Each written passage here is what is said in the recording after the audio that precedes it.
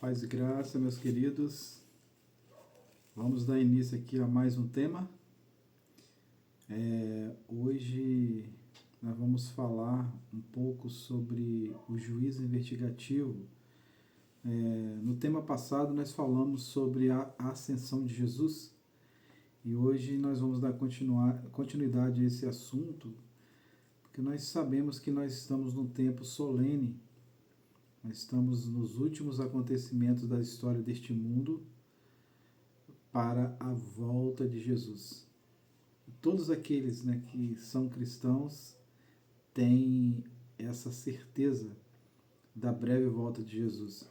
E nada melhor do que falar sobre esse assunto importantíssimo que é sobre o juízo de Deus, o juízo investigativo. E eu vou começar aqui com o livro de Hebreus. O livro de Hebreus, capítulo 8, versículo de 1 a 3, diz assim a palavra do Senhor. O ponto principal do que estamos dizendo é este. Temos um sumo sacerdote que se assentou à direita do trono da majestade no céu, ministro do santuário, do verdadeiro tabernáculo que o Senhor ergueu, não o homem. Pois todo sumo sacerdote é constituído para apresentar ofertas e sacrifícios. Por isso era necessário que este sumo sacerdote também tivesse alguma coisa a oferecer. Então, irmãos, nós sabemos que Deus ele pediu a Moisés para fazer um tabernáculo, um santuário terrestre. E esse santuário terrestre era símbolo do verdadeiro que está no céu. E no santuário terrestre tinha um sumo sacerdote que ele entrava uma vez por ano no lugar santíssimo do santuário. E aqui, aqui no santuário celestial, nós temos um sumo sacerdote. E neste exato momento, ele está no lugar santíssimo do santuário, fazendo o juízo investigativo. Agora, quem é esse sumo sacerdote?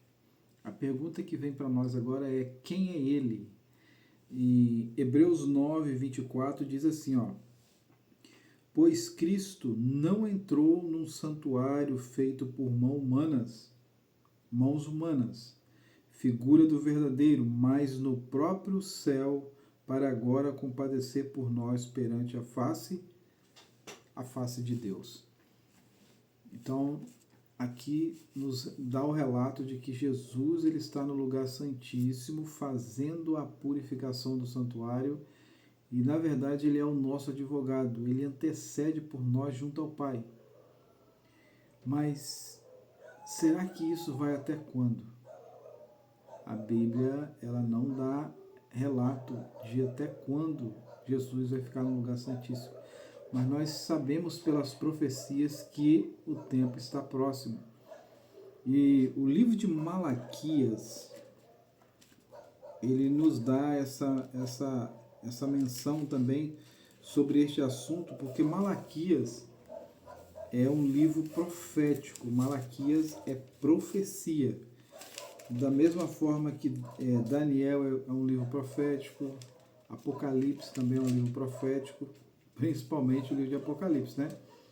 Mas Malaquias, capítulo 3, versículo 3, diz assim, ele se assentará. Então aqui o Senhor Jesus está dizendo que o Senhor se assentará. Nesse ponto da história, Jesus ainda não se assentou, ele subiu ao céu, mas ele aqui ainda não se assentou. Mas e quando ele se assentar, o que vai acontecer? Olha o que diz. Ele se assentará como refinador e purificador de prata, purificará os levitas e os refinará como ouro e como prata, até que levem ao Senhor oferta com justiça. Então está falando que quando o Senhor Jesus se assentar, ele vai purificar os filhos de Levi como ouro e como prata. Como é que se purifica o ouro? O ouro ele é purificado através do fogo. O ouro é derretido, é tirado toda a impureza do ouro, ficando só o ouro puro. assim somos nós. Nós também somos purificados pelo fogo, o fogo das provações que vem sobre nós. Então eu digo assim para os irmãos, quando vir uma provação sobre vocês, não fiquem tristes. Deus está provando a sua fé. Fiquem alegres, porque você está sendo provado. Só que nós não podemos confundir provações com consequência. Qual a diferença de provações com consequência? Provações foi o que Jó passou. Jó passou por provações. Agora, por exemplo, Davi passou por consequência. Por que Davi passou por consequência? Lembra que ele cometeu 2 graves pecados de adultério e depois ele praticamente matou Urias? Então, o profeta Natan veio e trouxe uma advertência para ele, não foi? Então, isso foi consequência para Davi. E ele se arrependeu dos seus pecados. Agora, eu vou fazer aqui uma ponte entre Malaquias e Daniel. Por que uma ponte?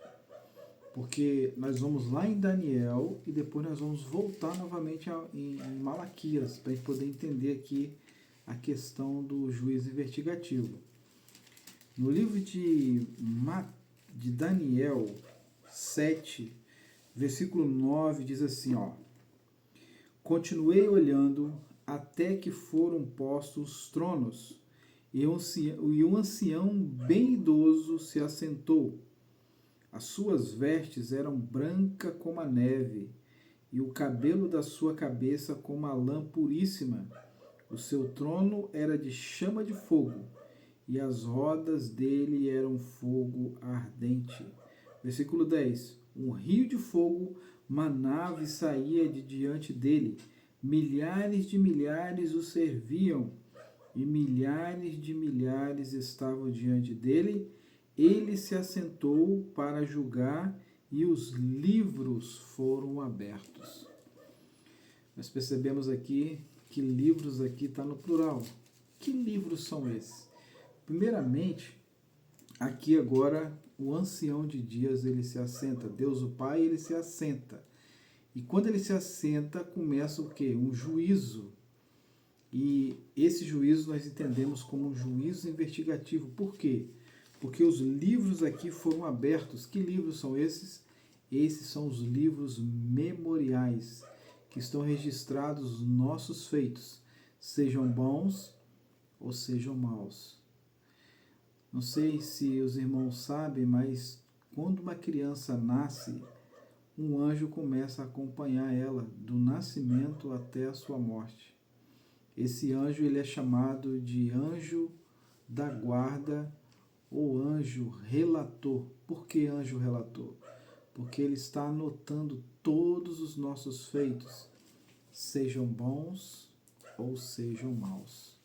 Está sendo todos registrados nestes livros, que são chamados livros memoriais. Agora, no capítulo 12, dando continuidade a este assunto, no 12 diz assim, ó: naquele tempo, Miguel, o grande príncipe, se levantará a favor dos filhos do teu povo, e haverá um tempo de tribulação como nunca houve desde que existiu nação até então. Mas naquele tempo o teu povo, todo aquele cujo nome estiver escrito no livro, será liberto. Então aqui agora nós vemos que este livro ele está no singular. Vai haver uma grande tribulação no tempo do fim. E este livro aqui que está falando no singular, este livro é o livro da vida. Agora, o interessante aqui é que quem vai estar escrito neste livro será liberto, ou no caso, será salvo. Agora, a pergunta para nós aqui ela é de extrema importância porque, primeiro, esse é o livro da vida. E quem for registrado nele estará salvo. Agora, a pergunta que vem para nós é: quem vai estar escrito neste livro? Uma pergunta importantíssima. Mas uma pergunta mais importante ainda é: o que eu tenho que fazer para poder estar escrito neste livro? E a Bíblia, ela nos dá essa resposta. Vamos então fazer a ponte novamente. Vamos para Malaquias, capítulo 3 novamente, agora o versículo 16. No versículo 16 diz assim, ó: então aqueles que temiam ao Senhor falaram uns com os outros, e o Senhor os ouviu com atenção. E diante dele se escreveu um memorial para os que temiam ao Senhor e para os que honravam o seu nome. Irmãos, aqui a gente percebe que quem vai estar escrito nesse memorial aqui são aqueles que temem ao Senhor, aqueles que andam em obediência à palavra de Deus. E o ponto aqui também no começo diz assim: então aqueles que temiam ao Senhor falavam uns com os outros. Isso é profecia, é a pregação do Evangelho. Falavam uns com os outros. É o que nós estamos fazendo aqui agora. Nós estamos aqui meditando na palavra de Deus. Eu não sei quantas pessoas vão acompanhar esse vídeo, mas todos aqueles que acompanharem esse vídeo vão entender através das profecias sobre o juízo investigativo. Então é a proclamação do Evangelho eterno. E é interessante aqui que o Senhor ouviu com atenção. De que forma que o Senhor está ouvindo com atenção este tema e esse estudo que nós estamos fazendo? Através do Espírito Santo. Sempre quando a gente for fazer uma oração, a gente for meditar na palavra, a gente tem que pedir a orientação do Espírito Santo, para que o Espírito Santo ele possa estar aqui conosco, porque o Espírito Santo, ele é onipresente. O Espírito Santo ele pode estar em todos os lugares ao mesmo tempo. No mesmo instante que ele está aqui comigo, também ele está aí com você, com vocês. Então, o Espírito Santo, ele é onipresente. E aqui está dizendo que diante dele se escreveu um memorial.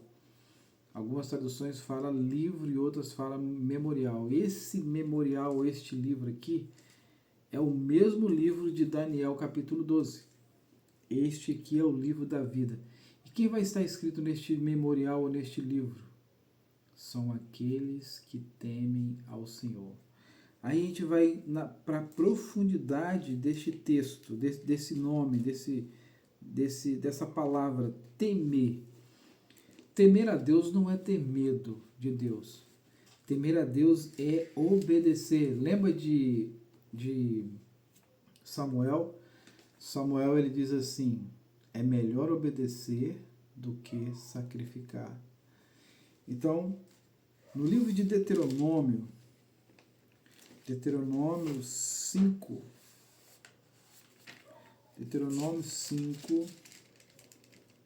versículo 29 diz assim, ó: quem dera o coração deles fossem tal, que me temessem e guardassem todos os meus mandamentos para... Vou repetir novamente aqui, irmãos. Quem dera que o coração deles fosse tal, que me temesse e guardasse todos os meus mandamentos em todo o tempo, para que eles e seus filhos vivessem bem para sempre. Então aqui a gente vê que o temer a Deus, quando a gente vai na profundidade da palavra, o temer a Deus é guardar os mandamentos de Deus, os mandamentos do Senhor. E o livro de Salmos, ela dá novamente essa profundidade. O livro de Salmos, só um minutinho para me achar, Salmo 112, versículo 1, diz assim, ó: aleluia, bem-aventurado o homem que teme ao Senhor e tem grande satisfação em seus mandamentos. novamente está citando aqui para nós sobre os mandamentos. O temer a Deus é guardar os mandamentos do Senhor. E aqui também outro versículo diz a mesma coisa, só que agora vai falar mais profundo no nosso coração. Diz assim, Eclesiastes 12, versículo 13. Agora que já se disse tudo, aqui está a conclusão. Teme a Deus e obedece aos seus mandamentos, porque este é o dever de todo homem. Quando a Bíblia aqui fala todo homem, não é todo homem no questão masculinidade, não. Quando fala todo homem, está falando todo ser humano deve andar em obediência aos mandamentos de Deus. Então, a gente aprofundando nisso, e agora a gente sabe que temer a Deus é guardar os mandamentos do Senhor.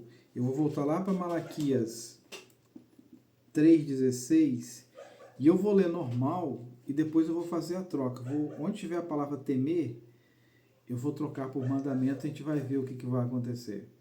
E diz assim, normal. Também aqueles que temiam ao Senhor falavam uns com os outros, e o Senhor os ouviu com atenção. E diante dele se escreveu um memorial para os que temem ao Senhor, para os que honraram o seu nome. Trocando agora o temer por mandamentos. Então aqueles que guardavam os mandamentos do Senhor falaram uns com os outros, e o Senhor os ouviu com atenção. E diante dele se escreveu um memorial para os que guardam os mandamentos do Senhor e para os que honram o seu nome. Então aqui está dizendo para nós que quem vai estar escrito no livro da vida são aqueles que temem ao Senhor, aqueles que andam em obediência a Deus, aqueles que guardam os mandamentos de Deus como obediência. Porque, irmãos, o pecado não vai existir no céu. Lembra que Lúcifer, ele não pôde ficar no céu porque ele entrou em pecado? Ele foi expulso do céu. Porque o céu é um céu de ordem, o céu é um céu de princípios e de obediência. E da mesma forma, Adão e Eva também não pôde ficar no jardim do Éden porque eles desobedeceram uma ordem explícita de Deus, que não era para eles comer o fruto, né, da árvore do conhecimento do bem e do mal, e eles acabaram comendo. Então, este tema aqui, ele nos dá aquela margem de que o tempo do fim agora, Jesus ele está no santuário celestial. Agora, e quando Jesus ele deixar o santuário, o que vai acontecer? Quando Jesus ele estiver terminando o trabalho dele de juízo investigativo, o livro de Apocalipse diz assim para nós, Apocalipse 22, diz assim, Apocalipse 22, 11, olha o que diz a palavra. Quem é injusto, continue na injustiça. Quem é impuro, continue na impureza. Quem é justo, continue praticando a justiça. E quem é santo, continue se santificando. Irmãos, então aqui está dizendo para nós que Jesus está dizendo, pouco antes dele sair do santuário, ele vai falar essas palavras. Está feito. Do mesmo jeito que ele falou na cruz do Calvário, está consumado, quando ele terminar o trabalho dele no lugar santíssimo do santuário celestial, ele vai dizer, está feito. Duas coisas vão acontecer nesse momento. Jesus termina o trabalho dele no santuário celestial e o Espírito Santo também conclui o trabalho dele na terra. E o Espírito Santo afasta da terra para aqueles que não querem ouvir a palavra. Para aqueles que continuam, né, nos caminhos do Senhor, o Espírito Santo vai continuar. Mas para aqueles que não querem ouvir, não querem seguir os princípios, o Espírito Santo ele vai se afastar da terra para essas pessoas. E se a gente observar os últimos acontecimentos, na verdade o Espírito Santo ele já está se afastando da terra.